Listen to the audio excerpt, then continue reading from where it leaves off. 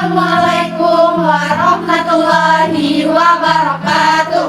Perkenalkan, kami dari kelompok 5 Geografi kelas 11 Ekonomi 2. Di sini kami akan memaparkan mitigasi bencana non alam, yaitu kegagalan sistem pada pesawat. Kualitas seremnya nih. Kalian tahu udah sih berita baru yang pesawat jatuh? 3 korban tewas. Iya, kalau misalnya kita lagi di posisi itu, kira-kira kita harus ngapain ya? Seingatku sih, kita kan kemarin udah belajar geo. Ada tuh mitigasi, kalau nggak salah ada 3. Yang pertama itu pra bencana, tahap tanggapan darurat, sama pasca bencana. Oh iya, tahap prabencana dapat dilakukan dengan beberapa cara. Yang pertama, latihan evakuasi cepat dan tertib. Proses evakuasi pesawat dapat dipraktikkan secara rutin oleh awak pesawat dan penumpang. Hal ini melibatkan penggunaan pintu darurat, jendela darurat, serta penggunaan alat pengaman evakuasi seperti slide.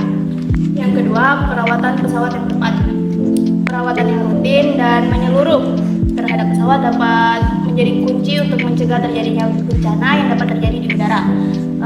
Injeksi menyeluruh dan perawatan yang tepat dapat mengidentifikasi potensi masalah yang dapat terjadi suatu saat nanti. Lalu yang ketiga, sebaiknya pihak awak kabin memberikan pengaturan penumpang yang tepat. Pengaturan ini diberikan selama penerbangan tentang penggunaan sabuk pengaman, lokasi pintu darurat, dan prosedur evakuasi. Ada beberapa tahap tanggapan darurat untuk mitigasi bencana ini. Yang pertama, kita harus tetap tenang dan mengikuti arahan dari awak kabin. Jika diminta awak kabin untuk memasang sabuk pengaman, kita harus memasangnya. Dan jika terjadi dekompresi pada kabin, maka kita harus segera mungkin memasang masker oksigen mengikuti instruksi dari kabin. Yang kedua, waspada terhadap asap dengan menutup mulut dan hidung menggunakan kain ataupun handuk. Jika harus melewati area yang dipenuhi asap, maka merangkaklah saat asap mengepung tinggi.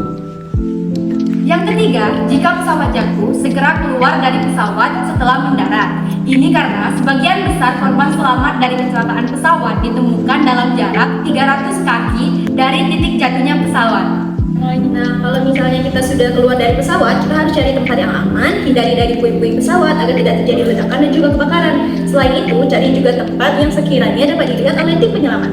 Yang kelima, cobalah tetap tenang dan rileks, akan sangat membantu jika dapat menjaga diri sendiri dan orang lain. Jika udara semakin dingin, cobalah mencari sesuatu yang dapat membuat tetap hangat, seperti selimut atau pakaian. Yang terakhir ada tahap pasca bencana. Sebaiknya pihak maskapai melakukan pemeliharaan korektif. Pemeliharaan ini dilakukan ketika terdapat kerusakan atau malfungsi pada komponen pesawat. Tindakan yang dilakukan ini bisa berupa perbaikan atau penggantian komponen yang rusak. Baiklah, meskipun kita sudah mengetahui bagaimana cara mitigasi dari bencana tersebut, semoga kita tidak mengalami bencana yang tadi. Sekian, terima kasih. Dan